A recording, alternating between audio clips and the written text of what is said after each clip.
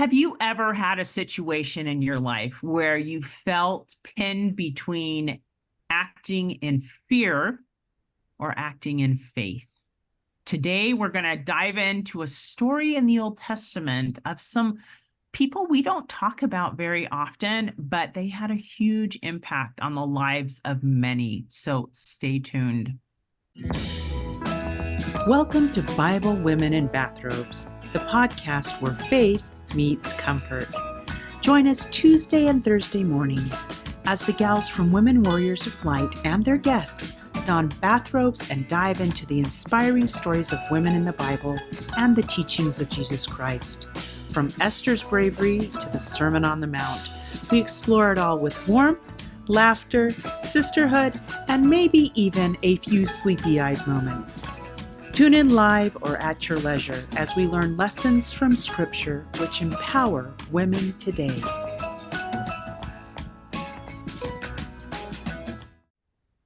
Hello and welcome to another episode of Bible Women in Bathrobes. I'm your host, Tamara K. Anderson, and joining me today is Amy Johnson. Amy, thanks for being here again.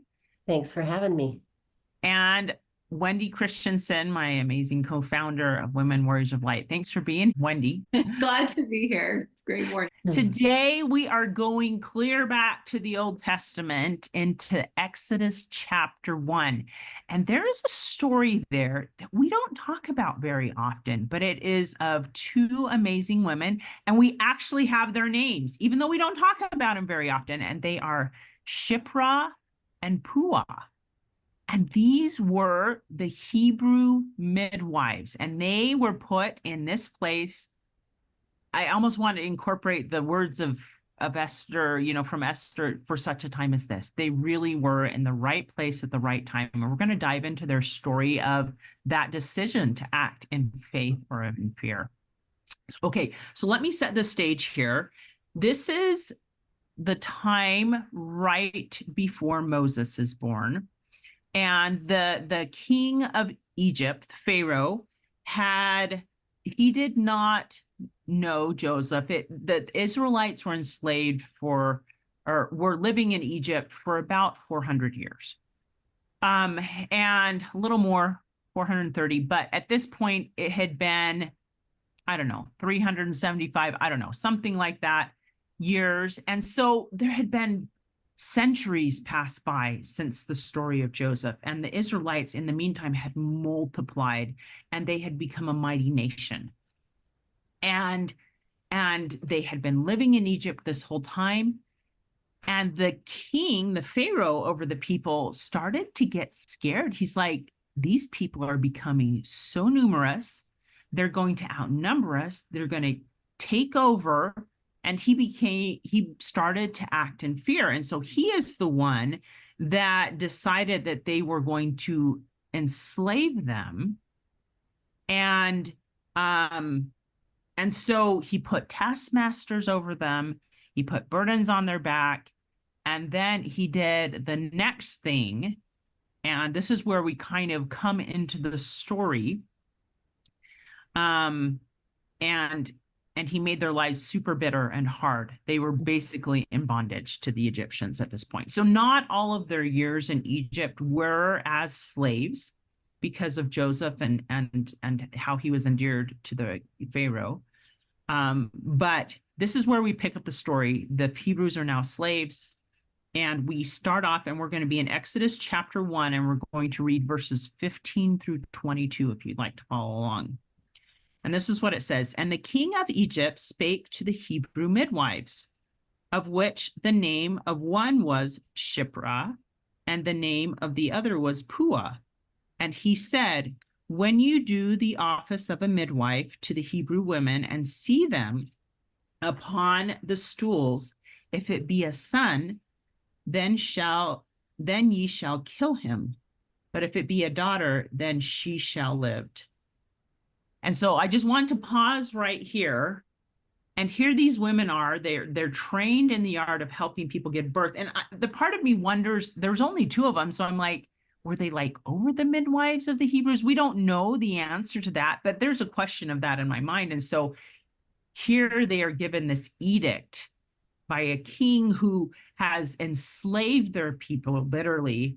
And I can only imagine the thoughts running through their heads. And so I'm just going to open it up for discussion here. Amy, we'll start with you and kind of discuss this conundrum that they're in. I really appreciate this story because I really like, actually, if we go back up to verse 12 really quick. Yeah, go ahead. This talks about the Hebrews in general. But I really believe these Hebrew midwives probably fell kind of into this category. It says, but the more they afflicted them, the more they multiplied and grew. And I find that really interesting because we've seen in history other peoples that are afflicted that do not multiply and grow. They get destroyed or really severely diminished in numbers. So I find it interesting that the Hebrews, the more they afflicted them, the more the Egyptians afflicted them, the more they multiplied and grew. And I believe that was because they were a God-fearing people. I believe it was really because God had made covenants with them and promises with them, and that he upheld them, because he does. He upholds his covenant people, and he always has, and he always will. And we've talked about that before, where he keeps his covenant no matter what. And so I think that that's kind of an interesting backdrop to this whole story, is that their willingness to be God-fearing people makes them stronger, whatever that looks like, right? Mm-hmm. So then they get this awful command that and I find it interesting too, that they're serving as midwives to these Hebrew women, and they're women too, right? And who knows whether they have their own children, but can you even picture in your mind? I was picturing you're in trauma, giving labor, and not an epidural, girls. Yeah. Then, right? And no inducing early. Like, you don't know. They're having babies whenever the babies are coming, right? 13 pounds or 6 pounds, it doesn't matter. And so they're sitting there and they're thinking, as a mother, how would that be to lose your child? And also, sons, we've talked about that too, were so important to carry on the name. And we talked about with Hannah, a woman who doesn't have a son is shunned, and she's looked down upon, and she's mocked, and she's bullied, essentially, for a modern day word. So I don't know. I have to look at these midwives, and I have to say they really truly had to have been feeling like they were caught between a rock and a hard place, because the king was really powerful, really powerful. Yeah. Wendi, any thoughts here? I think this is kind of an age-old dilemma that we've seen throughout history, where they're forced to choose between a government that's doing immoral things and doing things that are wrong, and what God really basically is going to be asking them to do. And how many times throughout history have we seen that, where there are people throughout the scriptures who are faced between their government that's not doing things right and what they feel is right in their heart. I mean, we see that scattered all throughout the scriptures, right? I mean, we were even in Christ's time, we would see that, where the laws of his kingdom and the laws of the government of his day didn't match what he was teaching either. So I think they really are caught in this huge dilemma. And like Amy was saying, I don't know, to be a midwife, to be in that space, it really is I think a really sacred, holy space to welcome a new spirit into this world, and a new creature, new baby into this world. They must have had a lot of experience, and to know that the king was asking them to destroy these little brand new little babies that they were working hard and seeing so much put into, effort by these great Hebrew women, that they were supposed to be destroyed. I mean, that had to be heart-wrenching for them. What a hard thing to face. What a huge dilemma for them to face. Yeah. This begs the question, and I'm gonna start with it is, have you ever been in a situation where you've had to decide between fear and faith? And knowing how hard that is, um, and it, I'll share a quick experience. I remember feeling impressed right as I was writing my first book that I needed to start a podcast. And guys, starting a podcast scared me to death. And so I did what I do best is I learned all about it, spent so much time studying and learning about podcasts. I even recorded the first few, but I found as it got closer to launch that I was hitting up against this wall of fear. And it took me a while to realize that's why I was stalling. I was saying, oh, it's because I'm busy with my kids this summer. I'll do it in the fall. I just kept postponing it and postponing it. And finally, I remember sitting down one day and praying and pondering and kind of journaling and saying, what is wrong? I feel like I am paralyzed and I can't move forward. And I even drew a picture in my journal. I don't have it here to show you, but it's a tiny stick figure of little Tamara. And then these huge words, fear, like in block letters along this path that I'm supposed to be walking along. And I just couldn't seem to get around that fear of putting myself out there. And as I prayed and pondered and kind of journaled about it, I realized it stemmed back to sixth grade when I was bullied by my peers for being different. And so I kind of shrunk into the background, and I'd formed a truth in my mind at that time that what I had to say didn't matter.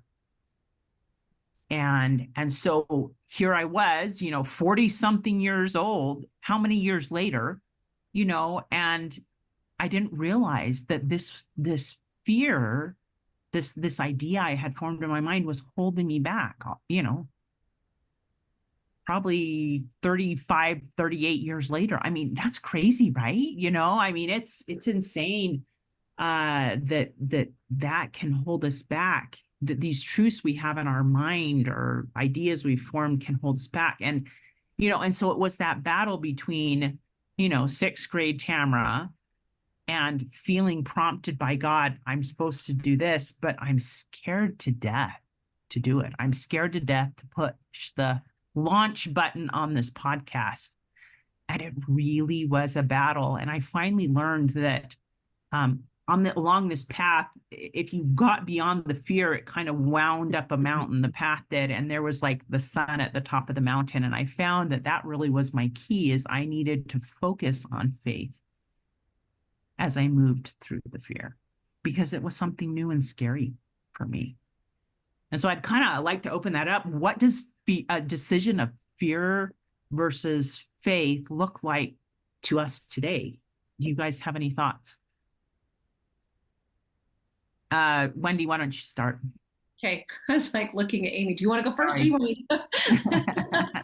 No, I think that when you look at today, we live in a time, I think we live in a time that's scary and overwhelming sometimes. Just today. And we face uncertainties. We don't know. We don't always know what's going to be happening in our world and our government.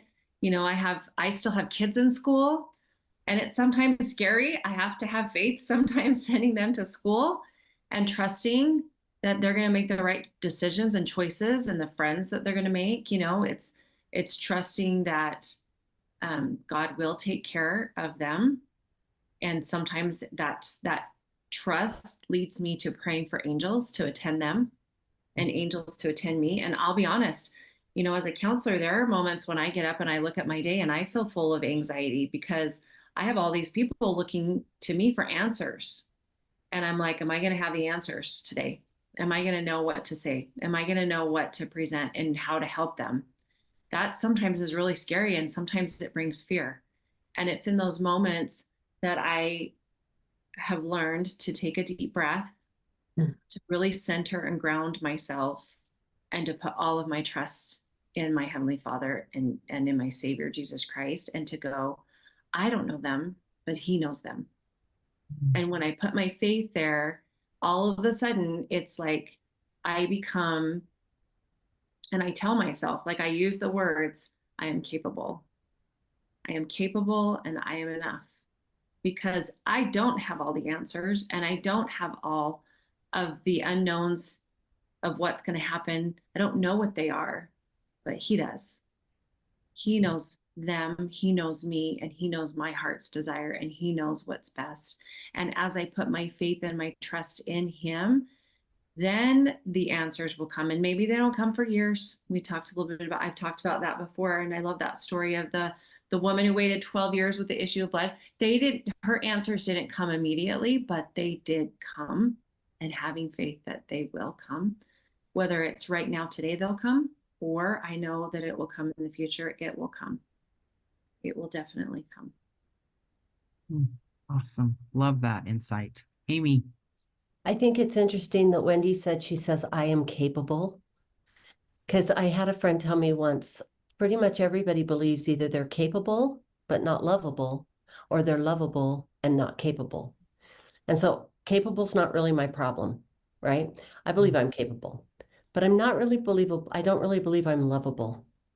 And so my fear factors come with my husband. And because of our past, when he was gambling and lying and doing things like that, it became really difficult for me to stand firm in what I knew was true with him. He wanted me to agree to the gambling. He wanted me to go with him to do the gambling. He wanted me to be a part of that stuff. And that was hard for me, because if I say no, then he won't love me. And so it's interesting how we all have our different things that cause us major fear. We laugh all the time, me and my friends, that I'm crazy. Like they see me as this insane person, because I'll just do whatever I feel like God's telling me to do. I'll just do it. Sure, you want me to go live in Italy for 3 months by myself? Sure, I can do that. You want me to sell my house and move to downtown? Sure, I'll do that. But if you want me to stand up to against what my husband, even if I know it's not right, now we have a problem, because what if he doesn't love me? What if he rejects me? What if he abandons me? Or even on the best day, what if we fight? And so I think it's interesting how the fear plays in to different people in different ways. And these midwives, I like, can I read the next verse? Yeah, go ahead. I love how it says, but the midwives feared God and did not as the king of Egypt commanded them, but saved the men, children alive. Because for me, I had to learn that it's not about being afraid that I won't be loved by my husband, or rejected by my husband, or abandoned by my husband. It had to come to a point where I understood that no matter what happened, I would never be rejected by the Lord. And I would never be abandoned by the Lord. And I would always be loved by him, and he would never destroy me. And that is the thing, I think, that keeps us going forward in the right direction, standing fast. I have this, it's funny, I'm staring at this affirmation. I write affirmations depending on different things. And I was reading about the story of David and Goliath, and I wrote this affirmation. I am a small but fearless warrior for God. I hold him up as my beacon. I run in his strength toward the trials ahead. I am able to be victorious because of him. He is my God. And I say these affirmations, and then I flip them to the next one, and I say, I try and say one a day out loud, because I think it's really important that we understand who we are, right? But I think their fear was, they feared that they would be cast off by God more than they would be killed by the king. Yeah, and that's really the rock and hard place they were in. Will I be true to God and do what he wants me to do, even if it means facing death? Right. Which, gosh, with the way he was afflicting the Hebrew Israelite people at this point, that was entirely possible and probable, right? Yeah. So we're kind of at this point in the story where we're at that tipping point. We're at the what is going to happen, right? And here's what happens. So they get called. Verse 18, it says, and the king of Egypt called for the midwives and said unto them, why have ye done this thing and have saved the men children alive? So he's calling them on the carpet, calling them back to him. These numbers are not decreasing. There's still all these baby boys being born. And the midwives said unto Pharaoh, because the Hebrew women are not as the Egyptian women, for they are lively and are delivered ere the midwives come in unto them. So I'm sure they told like a half truth here. I'm sure that God was strengthening these Hebrew women because they were slaves. Anytime you're a slave, you have to become strong to bear the burdens that are placed on your shoulders. And so perhaps one of the blessings of that was they were given strength to practically deliver their babies on their own before these midwives showed up. Versus the Egyptian women, because they were perhaps not as strong physically, had a harder time and had to have the help of now. And I recognize as I say this that having given birth, oh my gosh, can I just say, I can't even imagine delivering on a stool, sitting, squatting. This is how they did it. But, this is amazing to me that God strengthened these women. And then he strengthened these these Hebrew midwives to be able to answer him. I'm sure that the whole way to see the king, they knew what he was going to ask. And they thought, my life hangs in the balance right here today. And I can imagine like Esther, them going to see the king and just prayer in their hearts, perhaps family and friends praying for them as they have this decision, whatever happens, happens. And here is the beauty, is the king took that excuse and he did not kill them. And here's a really cool part. It says, therefore, God dealt well with the midwives, and the people multiplied and waxed very mighty. And it came to pass, because the midwives feared God, that he made them houses, or basically he blessed their household. He increased their own households because of their faithfulness.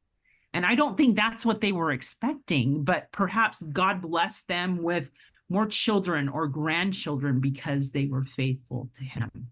Mm-hmm. Oh my word. This is like, I get tingles thinking about it. I'm like, our God is a good God. Do you know what I mean? It is amazing to me to see, first of all, the faith of Shiphrah and Puah to face the king and to tell him why they're not killing the babies. But then God bless them. And this doesn't always happen. Sometimes you're true to God and the worst happens. We read stories in the Bible of people who were true to God and they were killed, So, but they had that faith. They had that faith, that same faith of Esther, that same faith of Shadrach, Meshach, and Abednego before they were thrown into the fiery furnace. I am going to be true to God no matter what. If he saves me, he saves me. Any thoughts on these verses? Wendi, let's start with you. Yeah, I was just reading, just in preparing for this podcast, there was a book I was reading, and they made an interesting point when it says, and it came to pass because the midwives feared God that he made them houses. And then they had a commentary and they said, a large and righteous posterity, or a house, was considered one of the greatest blessings God could bestow at that time. One of the greatest blessings for them being able to stand up to the Pharaoh, right? This ruler that he really could have put them to death. And the faith that they must have had to realize that by us doing this, by us refusing to do what the Pharaoh has asked us to do, we are going to be put to death or can be put to death. But it's almost like they didn't even, they saw the challenge and they lived up to the challenge by saying, we're going to have faith. We're going to put our faith in God. We're not going to put our faith in men. We're going to put our faith in God when they're faced with that scary thing. And to see that beautiful blessing, that they got the greatest blessing that God could bestow upon them at that time.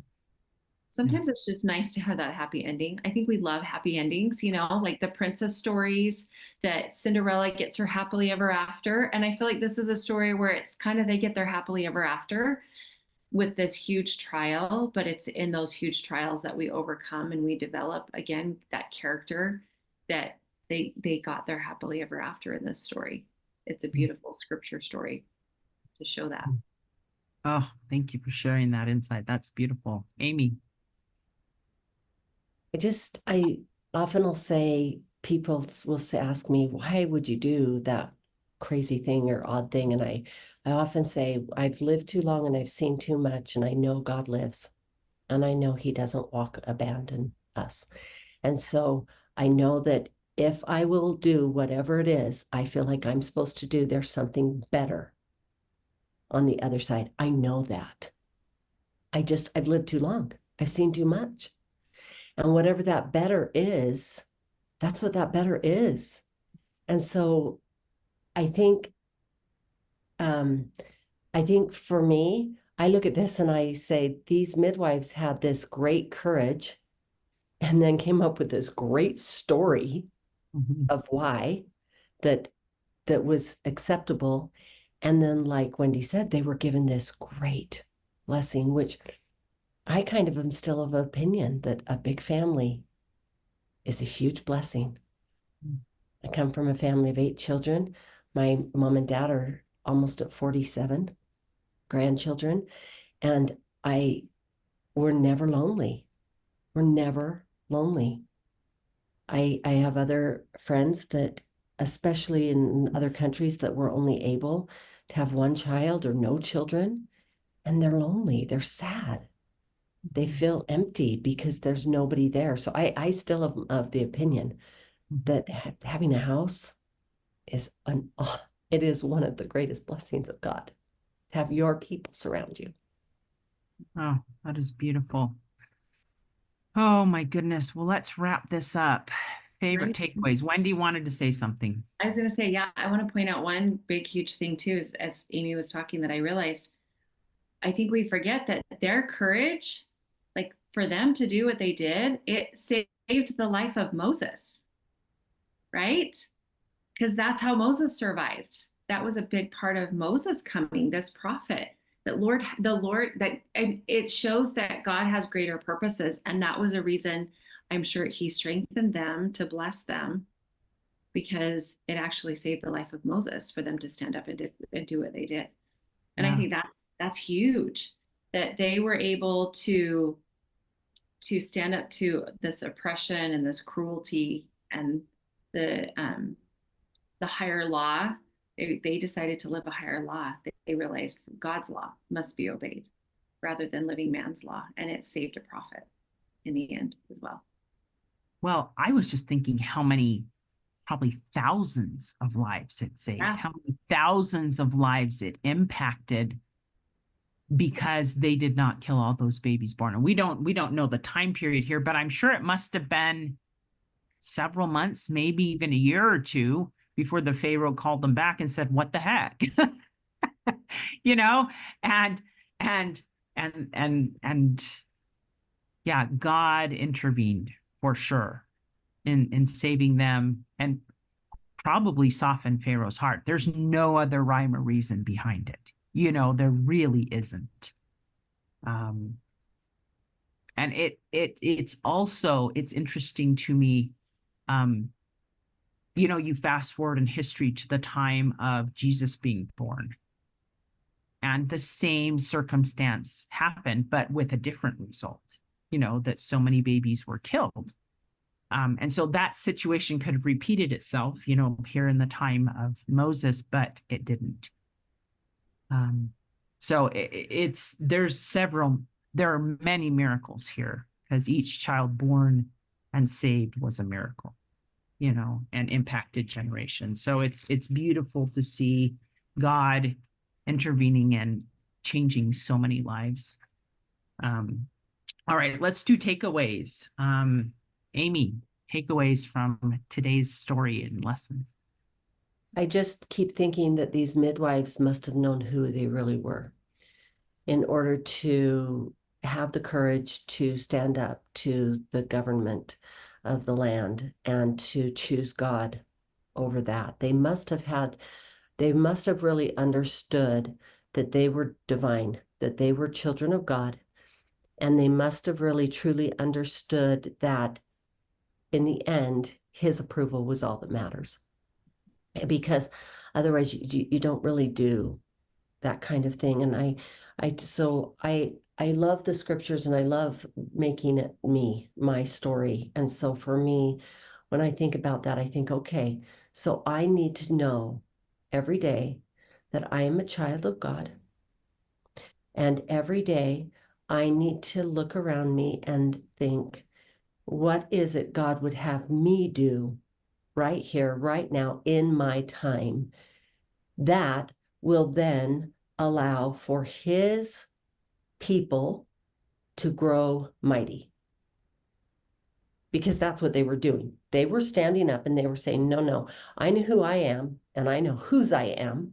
And so because I know I belong to God, I'm going to do whatever he would have me do so that his people can wax very mighty. Mm. And that's, for me, that's what it's all about. Is I love God, I fear God, and I fear more than anything not belonging to God. I want to be his. And so therefore I will do what he tells me to do so that his people can wax mighty. Mm-hmm. Yeah. Wendi. It's beautiful, Amy. And I was thinking the same thing, just that lesson to fear God more than the people around me, to not fear the opinions of people, the social media screaming out to me, saying you should do this or you should do this, or, what are my neighbors going to think about me? What are the people in my congregation going to think about me if I do this and this and this even? But if I have a relationship with God and I understand who he is, and more importantly, understand who I am in respect to him and have faith in him, then I will choose to do what is right because I love him, not because it's going to help me look better or not look a certain way, or it's going to increase the way that I look to other people, or what other people are going to think of me. That doesn't matter. What matters is what God thinks of me and what I think of myself. Yeah. Oh, beautiful. You guys are so amazing. I think my big takeaway, honestly, is that God can inspire us how to walk through our fear as we choose faith.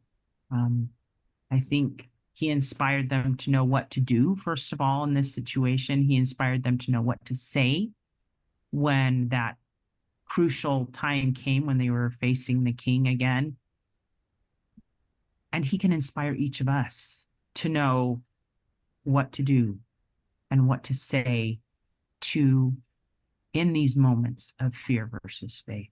I'm thankful to know that we can trust that he's not going to leave us alone, that he will be with us and inspire us and strengthen us to act with faith when we're in that hard spot. So, well, ladies, thank you for joining me this morning, and thank you for joining us and listening to us talk about Shiphrah and Puah. And if nothing else, hopefully you've learned their names and learned something of how you can act with faith when you're faced with a fearful situation too, and know that God will bless you for your faithful choices. Thanks for tuning in to Bible, Women, and Bathrobes, hosted by Women Warriors of Light. We've loved exploring the stories of remarkable women or the teachings of the Savior today with you. If today's episode brought someone special to mind, be sure to spread the word. And don't forget to hit that subscribe button so you never miss a moment of inspiration and sisterhood. Just a friendly reminder, all opinions we share are entirely personal, as we are trying to decipher and apply Bible teachings just like you are. Until next time, stay faithful, and may your journey be blessed and illuminated by God's love.